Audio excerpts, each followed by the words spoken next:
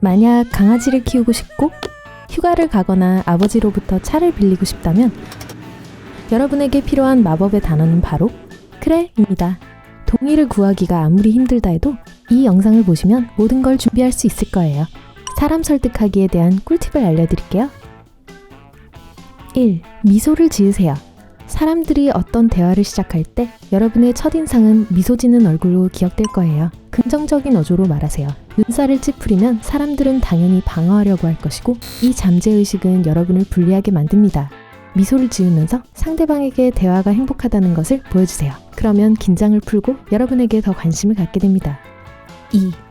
듣는 사람에게 모든 주의를 기울이고 존중하세요. 좋은 예시를 들 때도 이는 효과적입니다. 아, 다리가 너무 아프네요.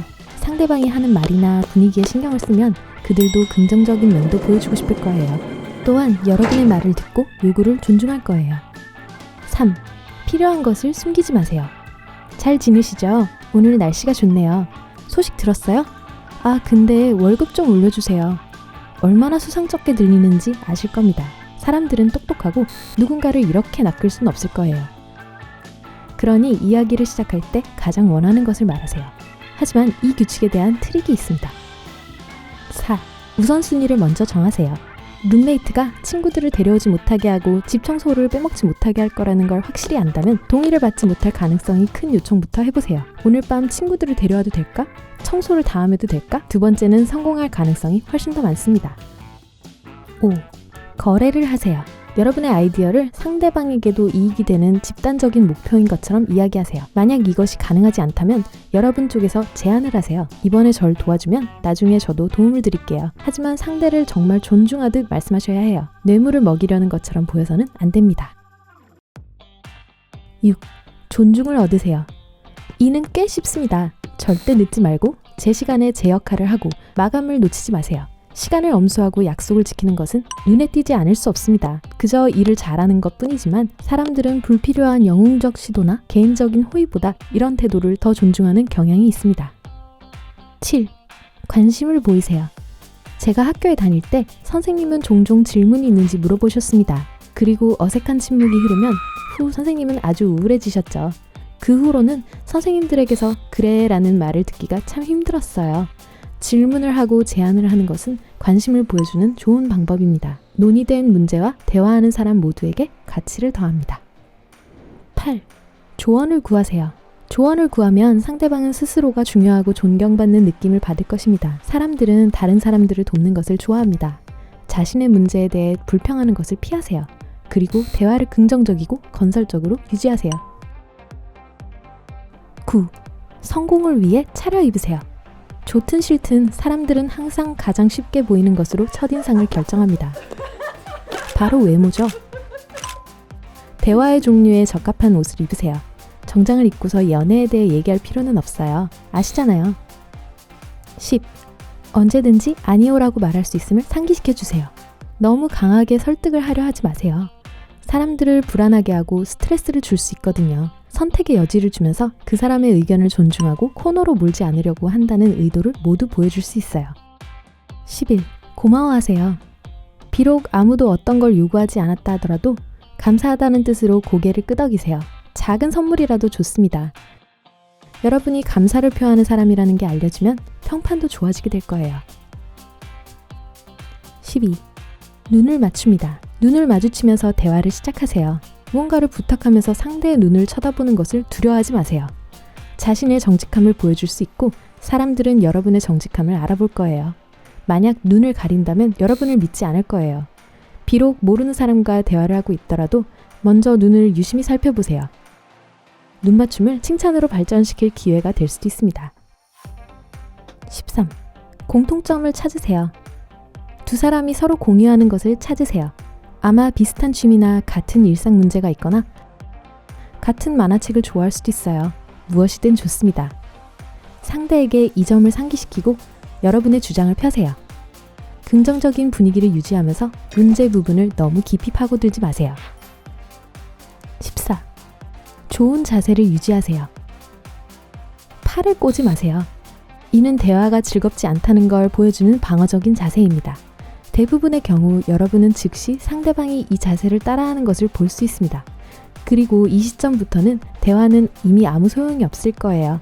또 다른 트릭은 지금 대화하고 있는 상대의 자세를 그대로 따라하는 것입니다. 어떤 사람과도 친해지는데 도움이 될 거예요. 15. 이름을 부릅니다.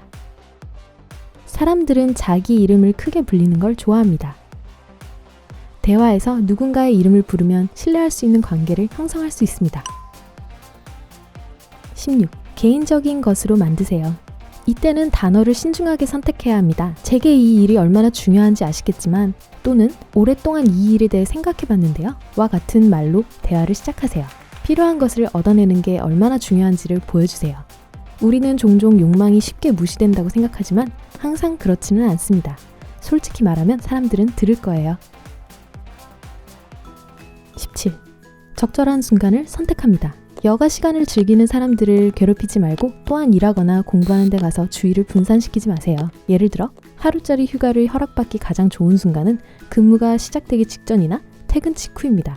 일을 시작할 땐 휴식을 잘 취한 상태로 긴장이 덜하기 때문에 퇴근 때보다 더 좋은 시간입니다. 18.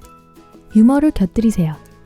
상황에 맞는 좋은 농담은 두 가지 이유로 아주 중요합니다. 사람들은 반응적이고 받은 것을 거울처럼 반사합니다. 웃음같이 긍정적인 신호를 보내면 상대는 좋은 분위기와 편안한 상태로 이야기에 반응할 것입니다. 이 두 가지 모두 사람들을 끌어들여 줍니다.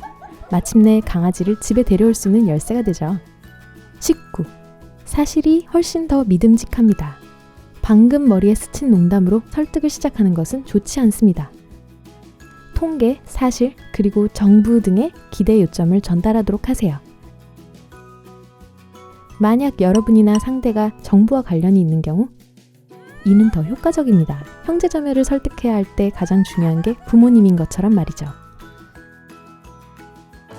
20. 팩트는 냉정하고 이야기는 공감을 일으킵니다.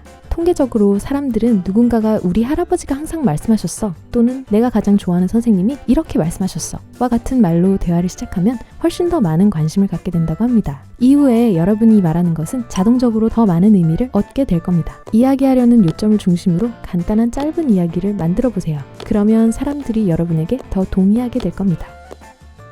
21. 간단한 표현을 사용합니다. 사람들이 똑똑하지 않아서가 아니에요. 그 반대입니다. 사람들과 그들의 시간을 존중하세요. 가장 이해하기 쉽게 정보를 전달하세요. 자신의 요점을 분명히 할 수 있어야 합니다. 이렇게 해서 절대 손해볼 일은 없을 거예요.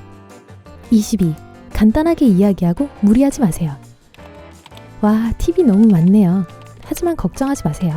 모든 팁을 동시에 따를 필요는 없어요. 가장 중요한 것은 진실되고 자연스럽게 행동하는 것입니다. 귀를 열어두고 자신의 상황에 맞게 팁을 적용하세요. 만약 대화 상대가 오늘 우울해 보인다면 웃음과 긍정적인 말로 그들을 너무 괴롭히지 마세요. 만약 상대가 긴장을 풀어야 하고 즐거운 시간이 필요하다면 사실과 통계는 아마도 그들을 성가시게 할 것입니다. 그럼 강아지를 꼭 데려올 수 있기를 바랄게요. 자, 오늘 새로운 뭔가를 배우셨나요? 그렇다면 영상에 좋아요를 눌러주시고 친구에게 공유해주세요. 여기 다른 영상들을 준비했어요. 왼쪽, 오른쪽 중 하나를 선택해 클릭을 하신 후 삶의 밝은 면과 함께 하세요.